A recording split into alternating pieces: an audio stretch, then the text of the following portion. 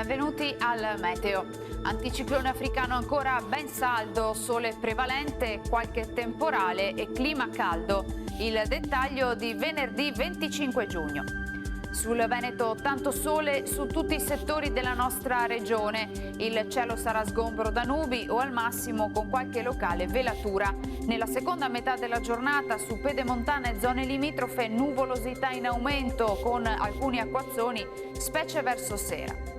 Temperature in lieve calo, ma la sensazione di afa non accennerà a diminuire. Minime tra 15 e 21 gradi, valori massimi invece tra i 26 e i 32 gradi all'incirca. Ci spostiamo ora sul Friuli Venezia Giulia, dove sarà soleggiato ovunque, cielo poco nuvoloso, non si escludono dei piovaschi sui rilievi. Temperature minime tra 15 e 19 gradi, massime sui 28-30 gradi.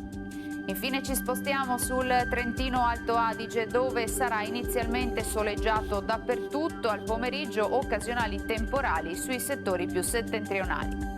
Temperature minime intorno ai 13-15 gradi, massime infine sui 30-31 all'incirca. Dal Meteo di Antena 3 per ora è tutto, grazie per l'attenzione e arrivederci.